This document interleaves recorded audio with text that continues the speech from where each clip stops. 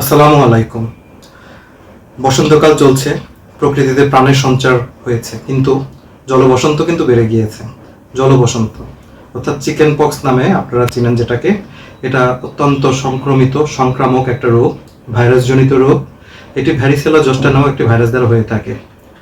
বেশিরভাগ শিশুদের ক্ষেত্রে হলেও যে কোনো বয়সী মানুষ যারা পূর্বে সংক্রমিত হয় নাই বা টিকা গ্রহণ করেন নাই, তাদেরও কিন্তু এটা হতে পারে। কি হয় এখানে দেখা যায় যে সংক্রমিত ব্যক্তি প্রথমে জ্বর বোধ করছেন, মাথা ব্যথা, ক্ষুধামন্দা ইত্যাদি দেখা দেয়। এরপরে শরীরে 1-2 দিন পরে লালচে ছোট ছোট ফুসকুড়ির মতো আসে, র্যাশ আসে। কিছুদিনের মধ্যে এই র্যাশটাতে পানিপূর্ণ হয়ে যায়, ফস্কার মতো ব্লিস্টার হয়ে যায়, এবং এই সময় প্রচন্ড চুলকানো থাকে, রোগীর জ্বর থাকে, শরীর ব্যথা থাকতে পারে। এরপরে কি হয়, যখন এটা শুকিয়ে যায় তখন এখানে আপনার এটা ক্ষত সৃষ্টি করতে পারে, দাগের সৃষ্টি করতে পারে। তো এটা কিভাবে প্রতিরোধ করবেন, এটা কিভাবে ছড়ায়? এটা নর্মালি একটা মানুষ যখন সংক্রমিত হয় তখন তার হাঁচি, কাশি ইত্যাদির মাধ্যমে ছড়ায়। তার সংস্পর্শে তার শরীরে যে ব্লিস্টারগুলো আছে সেই রসগুলো যদি আপনার শরীরে ভরে তাহলে ছড়াতে পারে। তার ব্যবহৃত বস্ত্র, কাপড় চোপড় যদি আপনি ব্যবহার করেন তাহলেও কিন্তু ছড়াতে পারে। তো এটা প্রতিরোধ করবেন কিভাবে? সংক্রমিত যে ব্যক্তি আছে তার কাছ থেকে অবশ্যই দূরত্ব মেনটেন করে চলবেন, তাকে পৃথক রাখতে হবে। হাঁচি কাশি থেকে রক্ষা পাওয়ার জন্য মাস্ক ব্যবহার করবেন, আর পাশাপাশি পার্সোনাল পরিষ্কার পরিচ্ছন্নতা, হাইজিন মেনটেন করে চলবেন।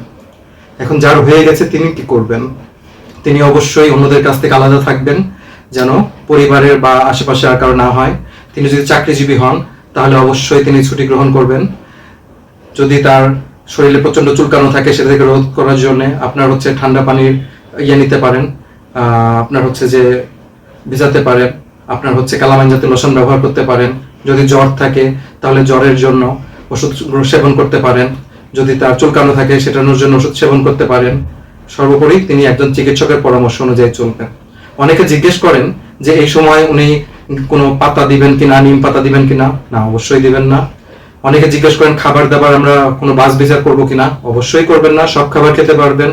তবে হ্যাঁ, এই সময় আপনি প্রচুর পরিমাণে পানি জাতীয় খাবার খাবেন, তরল জাতীয় খাবার খাবেন এবং প্রোটিন জাতীয় খাবার খাবেন।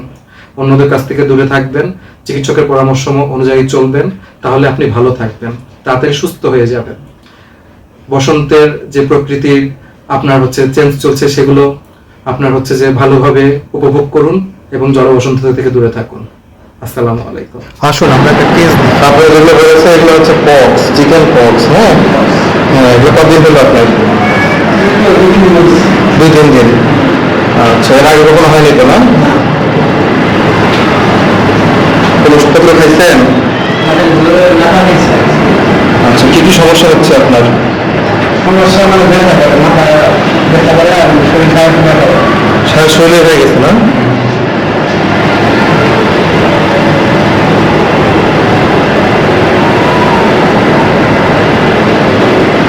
জ্বর থাকতেছে?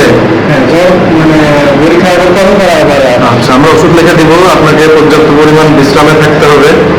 হ্যাঁ, যেহেতু ছোঁয়া আছে আপনাদের তো কাজে যাওয়া যাবে না, আমরা রেস্ট লিখে দিব। পর্যাপ্ত পরিমাণ পানি খাবেন, এমনি অন্যান্য যে খাবার দাবার সেগুলো খাবেন।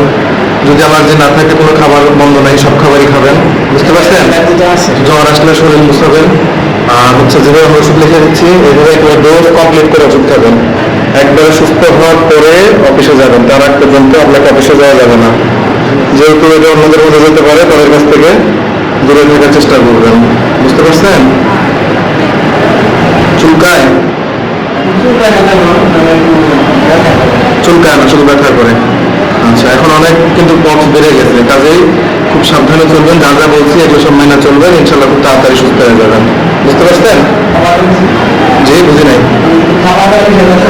খাবার দাবারে কোনো নিষেধাজ্ঞা নাই, শুধু যদি আপনার কোনো খাবার খেলে এমনি গা চুলকায় সেগুলো করবেন, এমনি কোনো নিষেধাজ্ঞা পক্ষে আমরা করি না। বাইরে অন্য কোনো টটকা জিনিসপত্র মাখবেন না গায়ে। আমরা যা ওষুধ দিব ওষুধ খাবেন এবং মাখবেন, অন্য কিছু বাইরে মাখবেন না, বুঝতে পেরেছেন? নিম পাতা দিয়ে গোসলও করা যাবে না।